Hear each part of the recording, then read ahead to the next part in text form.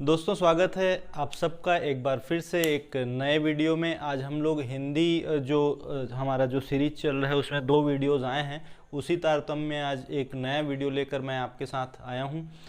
दोस्तों हमारे चैनल में मैथ्स के वीडियोज़ भी डलने प्रारंभ हो गए हैं। 3 वीडियोज़ ऑलरेडी डल चुके हैं और रोज़ एक वीडियो आपको अवेलेबल कराया जाएगा।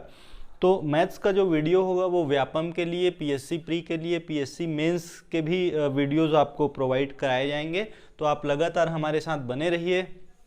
और जहाँ तक हिंदी की बात है दोस्तों, तो हिंदी जो है सभी एग्ज़ाम्स में बहुत ही महत्वपूर्ण रोल प्ले करता है, चाहे वो सीजीपीएससी का एग्ज़ाम हो, चाहे वो सब इंस्पेक्टर का हो, या सम परीक्षक का हो, या सीएसपीडीसीएल का हो। और अभी अभी ये जानकारी मिली है कि एडीओ का भी 272 पोस्ट जो है बहुत जल्द आने वाला है।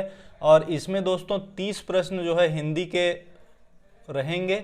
पिछले बार भी 30 प्रश्न थे और मेरा दोस्तों 30 में से 30 सही था एडीओ के एग्ज़ाम में, जो 2018 में हुआ था।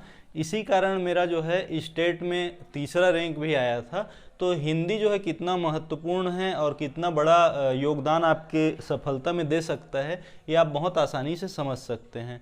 तो 2 जो पिछले वीडियोस हैं उसको भी आप बहुत अच्छे से देखिए, और हो सके तो उसका नोट्स भी बनाते जाइए आप।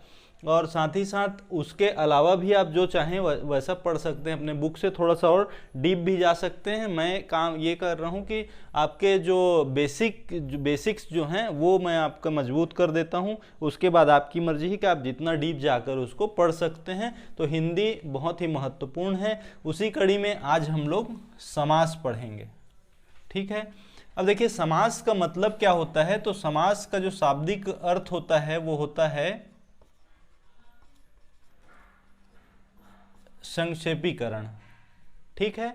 समास का मतलब होता है संक्षेपीकरण, मतलब जो एक वाक्य होता है उसको खींचकर एक शब्द बना दिया जाता है समास में, ठीक है।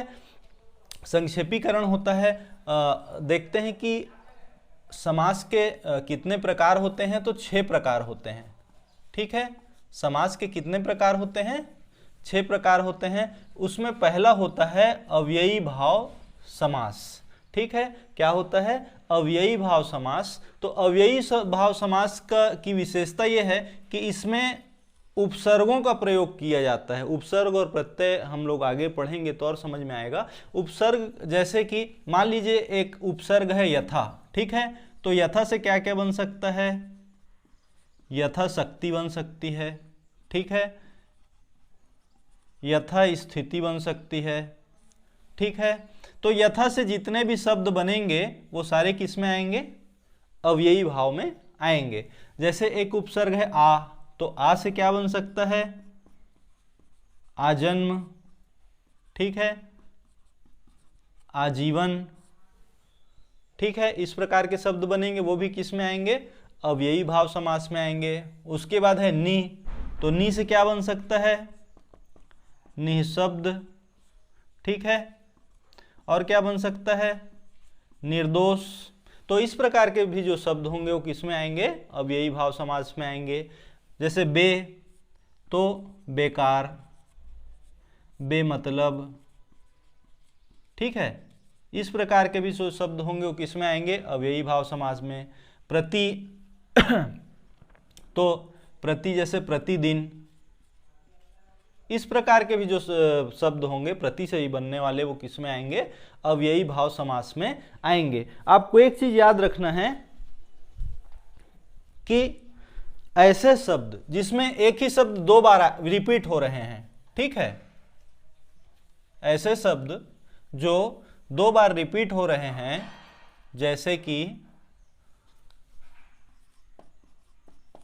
रातों रात, ठीक है, दिनों दिन, हाथों हाथ, ठीक है। ये सब भी किस में आएंगे? अव्ययी भाव में आएंगे। ठीक है, अव्यय का मतलब होता है जिस पर कोई प्रभाव नहीं पड़ता, जिसका कोई क्षरण नहीं हो सकता। ठीक है, तो उपसर्ग जितने भी होते हैं उनका क्षरण नहीं हो सकता। ठीक है, और ये जो इस प्रकार के जो शब्द हैं, हाथों हाथ, रातों रात, दिनों दिन, ये भी अव्यय में आते हैं। और ये सारे जो शब्द हैं वो किस में आएंगे? अव्ययी भाव समास में आएंगे। तो पहला तो उपसर्ग देख लीजिए, उसके बाद ये जो रिपीट होने वाले वर्ड्स हैं, ठीक है, वो भी आप देखिएगा। तो ये सारे किस में आएंगे? अव्ययी भाव समास में। अब दूसरा समास देखेंगे, तत्पुरुष समास। तो तत्पुरुष समास में कारक चिन्हों का प्रयोग होता है। ठीक है, अब अगला एक और चैप्टर हम कारक का पढ़ेंगे, तो इसके प्रकार को भी हम डिटेल से डिस्कस करेंगे। तत्पुरुष समास के प्रकार भी होते हैं, तो अभी केवल तत्पुरुष समास को देखते हैं। तो उदाहरण से समझते हैं, रसोई घर। ठीक है, तो रसोई घर का जब विच्छेद करेंगे तो क्या होगा? रसोई के लिए घर। ठीक है, तो ये क्या है? कारक चिन्ह आ गए। रसोई के लिए घर, तो ये किसमें है? तत्पुरुष समास में। देश प्रेम, तो देश के लिए क्या है? प्रेम है, वो भी किसमें आएगा? तत्पुरुष समास में। बैलगाड़ी, तो बैलों के लिए गाड़ी या बैल की गाड़ी। ठीक है, तो देख रहे हैं कि जितने भी कारक चिन्ह आ रहे हैं, योजक चिन्ह आ रहे हैं, वो सब किस में आएंगे? तत्पुरुष समास में आएंगे। आगे और एग्जाम्पल लेंगे, उसमें और क्लियर होगा। ठीक है, तीसरा है देखिए द्विगु समास। तो द्विगु जहां पर आप देख लिए तो समझ जाइए कि संख्यावाचक शब्दों के यहां पर उल्लेख आएंगे, जैसे कि त्रिलोक, त्रिफला, पंचवटी। शब्द का जो पहला अक्षर है वो क्या होगा? संख्यात्मक होगा। क्या होगा वो? संख्यावाचक या संख्यात्मक होगा। तो आप समझ जाइए वो क्या है? द्विगु है। ठीक है, चौथा देखिए कर्मधारय समास। कर्मधारय समास जो है बहुत ही स्पेशल है, इससे प्रश्न आते ही हैं। इसमें क्या होता है? विशेषण विशेष या उपमेय और उपमान का संबंध होता है दो शब्दों के बीच। जैसे यहां पर एक शब्द है नील गाय, तो पहला शब्द क्या है? नील। दूसरा शब्द क्या है? गाय। तो ये गाय क्या है? यहां पर विशेष है, और ये नील क्या है? विशेषता है। ठीक है, इसकी विशेषता ये है। तो दूसरा वाला हमेशा संज्ञा रहेगा, आप याद रखिएगा। दूसरा वाला हमेशा क्या रहेगा? संज्ञा रहेगा। और जो पहला वाला शब्द है वो उस संज्ञा की क्या होगी? विशेषता होगी। तो इसको हम लोग विशेष से भी बोल सकते हैं, उपमान भी बोल सकते हैं, और संज्ञा भी बोल सकते हैं। और पहला वाला हमेशा क्या होगा? विशेषण होगा। तो इस प्रकार के जो शब्द हैं वो हमेशा किस में आएंगे? कर्मधारय समास में। नील गाय मतलब कैसी गाय? जो नीली है। महापुरुष मतलब महान है जो पुरुष। पुरुष कैसा है? तो कैसा है वो? महान है। ठीक है, तो इस प्रकार के जो शब्द हैं वो किसमें आएंगे? कर्मधारय समास में आएंगे। उसके बाद देखते हैं द्वंद्व समास। द्वंद्व समास में ऐसे दो वर्ड्स आएंगे जो बिल्कुल समान रहेंगे, जैसे कि पति पत्नी। ठीक है, दोनों ही एक दूसरे के पूरक होते हैं। ना तो पति के बिना पत्नी की कल्पना की जा सकती है, और पत्नी के बिना पति की कल्पना। तो ये योजक चिन्हों के द्वारा क्या होंगे? जुड़े होंगे। देखिए द्वंद्व समास, ये भी बराबर है, ये भी बराबर है। इस बीच में आप ये बीच वाले को क्या मान सकते हैं? योजक चिन्ह मान सकते हैं, पति पत्नी। ठीक है, भाई बहन। तो इस प्रकार के जो शब्द हैं वो किस में आएंगे? द्वंद्व समास में आएंगे। ठीक है, अब देखिए छठवां है बहुब्रीहि समास। बहुब्रीहि समास में क्या होता है कि दो शब्द जब मिलते हैं तो वो तीसरा अर्थ प्रकट करते हैं। ठीक है, दो शब्द मिलकर क्या करते हैं? किसी तीसरे का अर्थ प्रकट करते हैं। जैसे उदाहरण देखते हैं, दशानन। दशानन जो है दो शब्दों से मिलकर बना है, दस धन आनन। ठीक है, मतलब 10 सर वाला। ठीक है, अब आप जानते हैं कि दशानन किसको बोलते हैं? रावण को बोलते हैं। दशानन किसको बोलते हैं? रावण को बोलते हैं। तो एक इसमें आएगा? बहुब्रीहि समास में आएगा। ठीक है, त्रिलोचन। त्रिलोचन दो शब्दों से बना है। अब देखिए त्रिलोचन मतलब क्या होता है? त्रि मतलब क्या होता है? तीन। तो इसको आना किस में था? द्विगु समास में, क्योंकि मैंने आपको बताया कि जो संख्या वाले जो संख्यावाचक हैं वो किस में आते हैं? द्विगु समास में। लेकिन त्रिलोचन का यहाँ पर अर्थ होता है, क्या होता है? तीन नयन वाले, और तीन नयन वाले कौन होते हैं? भगवान शंकर। तो इसलिए किस में आएगा? ये बहुब्रीहि समास में आएगा। ठीक है, उसके देखिए एक दंत। एक फिर से आ गया तो किस में होना चाहिए था? द्विगु में। लेकिन एक दंत किसको बोलते हैं? गणेश को बोलते हैं। तो इसलिए वो किस में आएगा?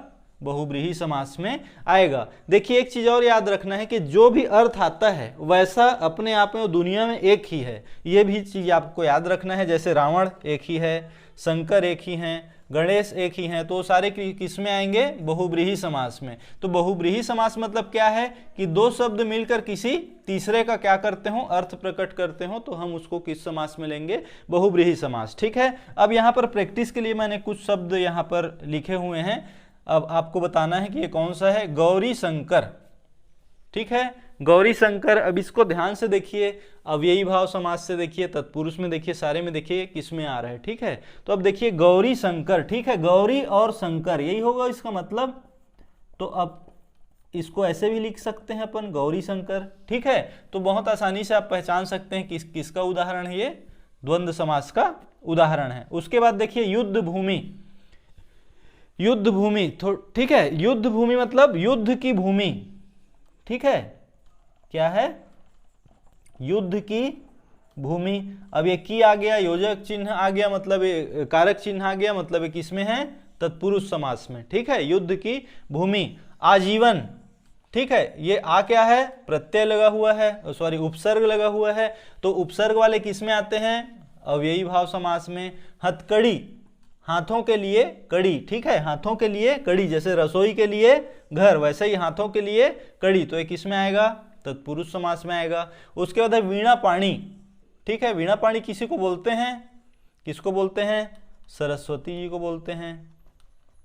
ठीक है, तो वीणा पाणी किस में आएगा? बहुब्रीहि समास में आएगा। ठीक है, उसके बाद राधा कृष्ण, जैसे यहाँ पर गौरी शंकर, यहाँ पर पति पत्नी, वैसे ही यहाँ पर राधा और कृष्ण, तो किस में आएगा? द्वंद्व समास में आएगा। दोपहर, दोपहर दोपहर दोनों आपको बुक में मिलेगा, तो ये दोपहर या दोपहर क्या है? संख्यावाची है, तो ये किस में आएगा? द्विगु समास में आएगा। ठीक है, अब देखिए महाराज, महाराज का संधि विच्छेद करिए, तो महान है जो राजा, तो राजा की विशेषता क्या है कि वो महान है। तो हम यहाँ पर क्या पढ़े हैं कि पहला शब्द जो है विशेषण होता है, दूसरा जो है विशेष से होता है, तो इसलिए महाराज जो है किस में आएगा? कर्मधारय समास में आएगा। ठीक है, उसके बाद जलधारा, जल की धारा किस में आएगा? तत्पुरुष समास में। लंबोदर, लंबोदर किसी को बोलते हैं? गणेश भगवान को बोलते हैं, किस में आएगा? बहुब्रीहि समास में। नवग्रह, ठीक है, नव, नव मतलब नव ग्रह, ठीक है, तो ये किस में आएगा? संख्यावाची है, द्विगु समास में आएगा।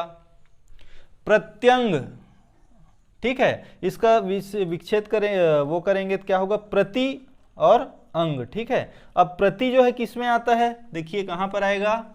अव्ययी भाव समास में आएगा। ठीक है, प्रत्यंग किस में आएगा? अव्ययी भाव समास में। प्रिय सखा, प्रिय सखा, ठीक है, तो सखा कैसा है? प्रिय है। ठीक है, तो किस में आएगा? कर्मधारय समास में आएगा। ठीक है, मैं जल्दी जल्दी बोल रहा हूँ, थोड़ा रिपीट करके आप देख लेना, एक बार में आपका कॉन्सेप्ट क्लियर होगा। इस वीडियो को 2 बार देखिए आप, 2 बार में पूरा आपका कॉन्सेप्ट समास से संबंधित क्लियर हो जाएगा। उसके बाद क्वेश्चन लगा लेंगे, फिर दोबारा नहीं देखना पड़ेगा। ठीक है, तो सखा, प्रिय सखा, सखा कैसा है? प्रिय है, किस में आएगा? कर्मधारय समास में आएगा। ठीक है, सद्भावना, कैसी भावना? सद्भावना, अच्छी भावना। ठीक है, भावना कैसी है? अच्छी, सद्भावना, अच्छी भावना, तो किस में आएगा? कर्मधारय समास में। ठीक है, तो समास का एक वीडियो मैं आपको छोटा सा और बनाऊंगा, जिसमें तत्पुरुष समास के प्रकार बताऊंगा और बहुब्रीहि के भी क्या बताऊंगा आपको? प्रकार बताऊंगा। ठीक है, तो कारक पहले पढ़ लेंगे, उसके साथ तत्पुरुष पढ़ लेंगे और बहुब्रीहि को भी उसी वीडियो में कवर कर दूंगा। तो ये आपका समास का चैप्टर है, इसको आप अच्छे से पढ़िए, इससे प्रश्न आते ही आते हैं। ठीक है, तो आज धनतेरस है, उसके लिए आपको बहुत बहुत शुभकामनाएं, और आपका जो आने वाला एग्ज़ाम है उसमें आप बहुत अच्छा परफॉर्म करें, ऐसी मेरी आशा है, उम्मीद है। आप इस वीडियो में हमारे साथ बने रहे, इसके लिए आपका बहुत बहुत धन्यवाद।